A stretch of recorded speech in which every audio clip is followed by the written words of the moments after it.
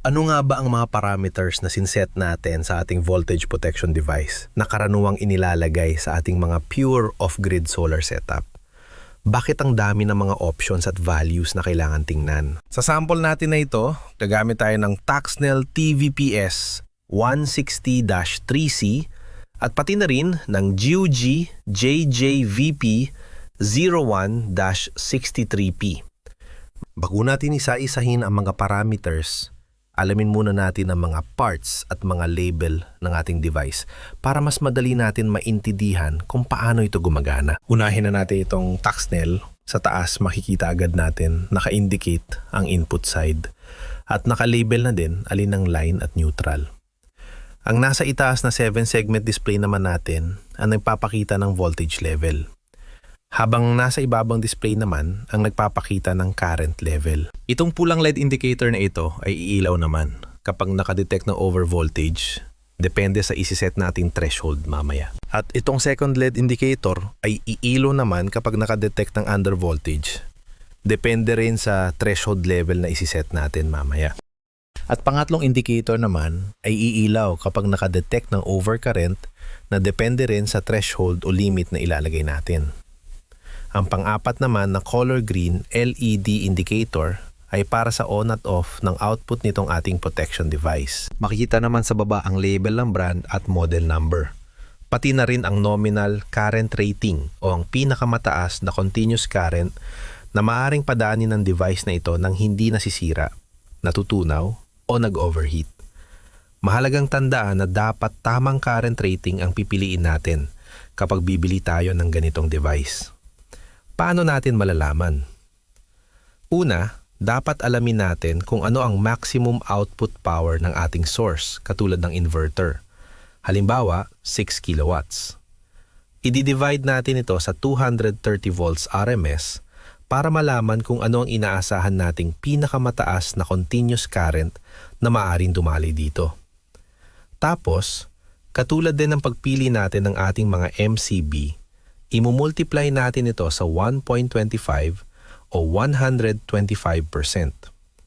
Maaari pa natin itong itaas sa kasunod na available rating dahil magseset naman tayo ng overcurrent level sa device na ito. Sa dulo ay ang CE pa din na palatandaan na pumasa sa mga European standard test ang device na ito.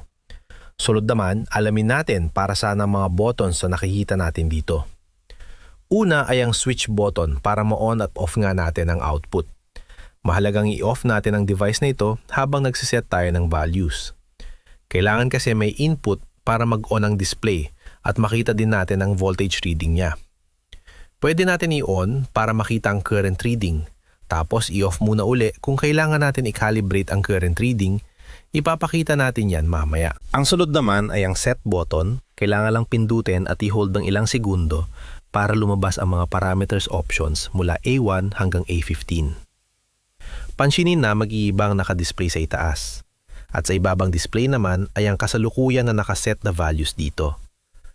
Para mabago natin ang nakalagay, madagdagan o mabawasan, gagamitin natin ang arrow up and down buttons. Narito ang maikiling video para maipakita natin ang parameters mula A1 to A15.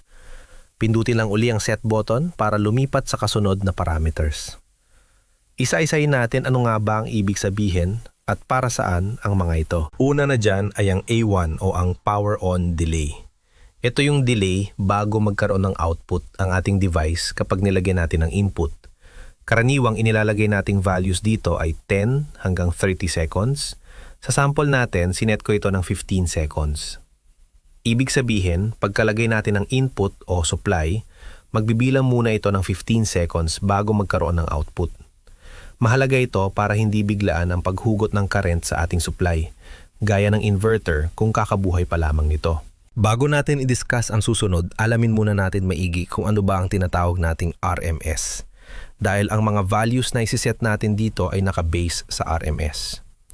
Ang RMS o root mean square ay ang epektibong halaga ng AC voltage na katumbas ng lakas ng DC voltage pagdating sa pagbibigay ng inep o power sa isang load. Meron itong mathematical derivation pero hindi na natin ito ipapakita para diretso na tayo sa application. Equal din ito sa VAC o tinatawag na voltage effective.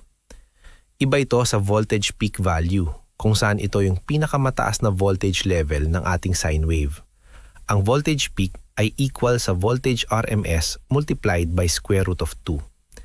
May derivation din ito, pero hindi na muna natin ipapakita. Iba rin ang tinutukoy nating average voltage. Ang average voltage ng isang full sine wave ay 0 dahil nagkakansela ang positive at negative cycles nito. Pero kung ang kukuhanin nating value ay para sa half wave, ito ay equal sa voltage RMS multiplied by 0.9. May derivation din ito pero hindi na muna natin ipapakita. Kaya tandaan na ang lahat ng values na iseset natin dito ay naka-based sa RMS value. Ang pangalawang parameter so A2 ay ang overvoltage trip level. Ibig sabihin, kapag na-detect ng ating device na ang voltage ay umabot at lumagpas na dito sa value na ito, magtitrip ang ating protection device at automatic niyang i-off ang output. Ito ang overvoltage protection. Kung ang nominal voltage value natin ay 230 volts RMS, ang karaniwang sinset nating overvoltage trip level ay nasa 250 to 255 volts. Ang sunod naman ay ang overvoltage recovery. Itong voltage level kung saan pag na-read o detect ng ating device na bumaba na sa ganitong level, ibig sabihin pwede na niya uling buksan o i-on ang output. Mas mataas ito kumpara sa nominal voltage natin na 230 volts dahil hindi na kailangan maabot at magbalik agad sa normal. Sapat na makita na bumaba na sa voltage recovery level para maituring na hindi na overvoltage. Kadalasan, kung ang overvoltage level ay 255 volts, ang voltage recovery level ay nasa 245 volts. Ang pang-apat naman ay ang A4 or ang overvoltage recovery delay. Ibig sabihin, kahit bumaba na ang level ng voltage sa sinet natin kanina sa A3, hindi agad-agad mabubuhay o i-on ng device ang output upang masigurong stable na talaga ang voltage level. Malaking tulong ito para hindi magkaroon ng tinatawag na false recovery. Yun bang akala ng device ay okay na, pero biglang nagbago uli at bumalik sa overvoltage level. Karaniwan, ang sineset nating value rito ay nasa 10 segundo o 10 seconds. Nang panglima naman o A5 ay ang overvoltage action time. Parang delay din to. Kumbaga, para hindi maging masyadong sensitive ang ating device, pwede tayong mag-set ng oras bago nito i-declare ang overvoltage nga talaga. Ibig sabihin, bago mag-trip ang device, kailangan lumagpas ang nare-read o nade-detect nitong voltage sa ating limit sa loob ng itinakdang oras na yon. Bakit natin kailangan ito? Para maiwasan ang tinatawag na false overvoltage trip o trigger dahil lang sa mga mabilis o saglit na voltage spike, electrical noise o iba pang disturbances na pwedeng makaapekto sa ating setup. Tandaan lang din na hindi mo dapat masyadong taasan ang value na ito dahil baka overvoltage na pala ng matagal at mapanganib na sa mga appliances pero hindi pa rin nagtitrip ang ating device. Kadalasan ang sinset nating value dito ay 0.5 seconds. Ang panganim naman o A6 ay ang under voltage trip level. Mula A6 hanggang A9, ang mga susunod na parameters ay patungkol naman sa under voltage na halos kapareho lang din ng konsepto ng mga naunang tinalakay natin. Meron din itong sariling voltage recovery, recovery delay, at action time. Dito sa A6, ang siniset natin ay ang voltage level kung saan kapag bumaba rito ang nadidetect na voltage ng ating device, ay magtitrip na ito para maprotektahan ang ating mga appliances. Bakit mahalaga ito? Marami ang nag-aakala na overvoltage lang ang delikado. Pero ang undervoltage o brownout condition ay mapanganib din at pwedeng makasira sa mga motor at kompresor. Kapag kasi bumaba ang voltage, lumalaki naman ang hinihila nitong current para mapanatili ang power ng appliances. Kaya umiinit ito at nasusunog. Kadalasan, ang siniset nating undervoltage level para sa 230 volt system ay nasa 170 to 180 volts. Ang pang-pito o A7 naman ay gaya nga ng nabanggit natin. Ito ang under voltage recovery level. Kapag tumaas na uli ang level ng voltage natin at naabot na ang voltage recovery level, mag-o-on na uli ang ating device. Kung 180 volts ang sinet nating under voltage trip level, Dito naman ay gagawin nating 195 volts. Ang pangwalo o A8 ay ang under voltage recovery delay. Kagaya kanina sa over voltage recovery delay, ito ang time o delay na sinset natin para hindi agad mag-recover o mag-on ng ating device hanggat hindi umaakyat sa voltage recovery level at nagtatagal sa tinakdang time delay natin. Kung sa loob ng delay na ito ay napanatili ng ating voltage na tumaas sa ating recovery level, mag-on na uli ang ating device. Ngunit kung biglang bumaba uli sa loob ng delay na sinet natin, mananatiling off ang ating device at kailangan muling umakyat o tumaas ang voltage sa ating recovery level bago magsimula uli ang bilang o timer ng ating delay na isaset dito. Ang kadalasan nating sineset na value dito ay nasa 10 to 30 seconds. Sa sample natin, sinet ko ito ng 15 seconds. Sunod naman ay ang pangsyam o A9. Ito ang under voltage delay time o yung delay bago mag-trip ang ating protection device kapag biglang bumaba ang ating voltage level na mas mababa sa sinet nating under voltage threshold. Kung titingnan natin, di gaya ng over voltage delay time na nasa 0.5 to 1 second lang ang nilalagay natin value, dito ay nasa 1 to 5 seconds. Dahil normal na nagkakaroon ng tinatawag na voltage sag o yung panandaliang pagbaba pag nagsaksak o nag-turn on tayo ng mga heavy load equipment o appliances kagaya ng refrigerator. Kung maliit na oras lang ang isiset natin na delay, maaaring laging mag-off at bumalik din naman agad ng on ang ating device kada magbubuhay tayo ng mabibigat na load. Kaya dito karaniwan natin siniset na value ay nasa 2.5 seconds. Ang pangsyampo o A10 ay tungkol naman sa protection natin para sa overcurrent o yung sobrang taas na kuryente na higit sa iseset nating trip o threshold level. Ito ang overcurrent protection. Mahalaga na alamin muna ano ba ang maximum continuous operating current ng ating setup. Halimbawa, 6 na kilowatts ang maximum output ng ating source o inverter. 6 na kilowatts divided by 230 volts, ito ay nasa 26 amperes. Kung lalagyan natin ng allowance at i-multiply natin ng 1.25, nasa 32 amperes.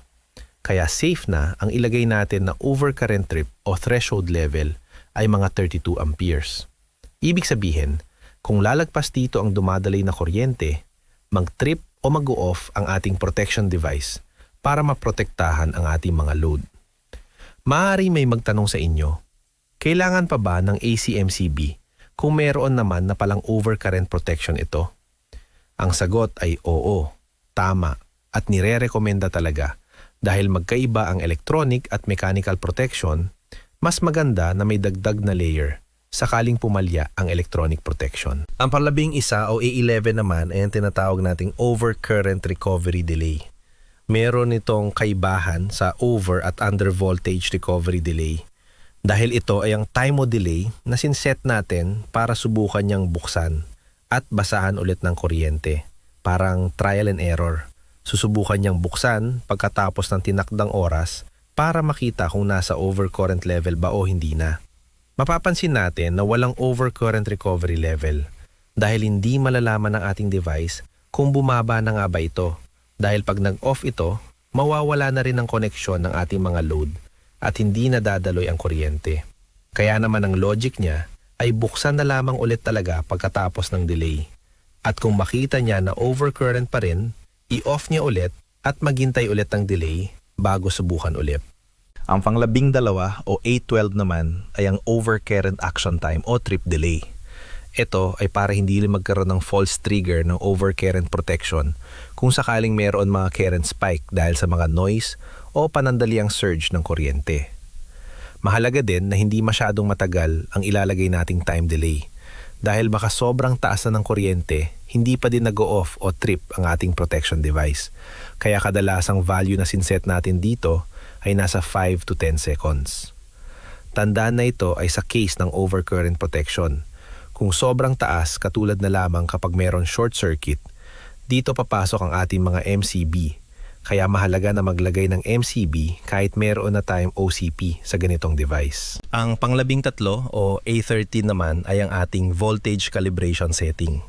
Dito natin dadagdagan o babawasan ang voltage reading ng ating device kung i-compare natin ito sa reading ng mas siguradong instrumento, kagaya ng mga digital multimeter.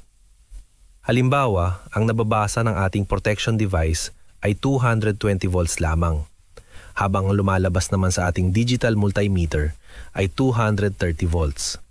Ibig sabihin, kulang ng 10 volts ang nababasa ng ating protection device. Para maayos ito, kailangan nating mag-set o magdagdag ng 10 volts sa kanya. Mahalaga na tama o calibrated ang reading ng ating protection device para ma-monitor niya ng mas accurate ang voltage level sa ating setup at ma-detect ng tama kung ito ba ay nasa over voltage o under voltage level na. Ang pang-14 o A14 naman ay ang ating continuous overcurrent fault count. Hindi oras o delay ang tinutukoy nito, kundi ang dami ng beses o count ng retry. Maalala natin na mayroon tayong overcurrent recovery delay, tapos susubukan niyang buksan kung okay na. Kapag hindi pa, i-off niya ulit. Ang ganong senaryo ay bibilangan ng isa o count 1. Kung ganun pa din ulit sa sunod na subok o retry, bibilang na ito ng pangalawa o count 2. Hanggang sa maabot na yung tinatawag nating maximum fault count na isiset natin dito. Kapag umabot na sa maximum fault count, maglalak na ang device. Ibig sabihin, hindi na ulit niya muling susubukang buksan dahil ang tingin niya, mayroon na ngang problema sa setup at kailangan munang ayusin o alisin ito bago ulit i-reset siya. Kung nalilito kayo, isipin nyo na lang yung ATM machine kapag nagkamali ka ng PIN code hanggang 3 beses lang. Kapag nakatlong mali ka na, mag-lock ng account mo at hindi ka na ulit makakasubok unless ipareset at ayusin mo ito. Ang pinakahuli at pang-15 o A15 ay ang current calibration. Katulad din ito sa A13 voltage calibration. Ang sineset natin dito ay ang value na idadagdag o ibabawas natin sa kasalukuyang reading ng ating device. Halimbawa, ang nababasa natin ay 63 amperes lang, pero sa ating clamp meter, ito ay nasa 70 amperes. Ibig sabihin, kulang ng 7 amperes ang reading. Kaya naman, ang iseset nating value dito sa A15 ay 7 amperes para tumama na ang reading ng ating device. Mahalaga ito para hindi magkaroon ng malit pag-detect at trip para sa overcurrent. Hanggang dito na lang muna ang ating tutorial na ito. Kung gusto niyo malaman din ang para sa ibang brand at model, paki-comment na lang sa ating comment section. Maraming salamat po.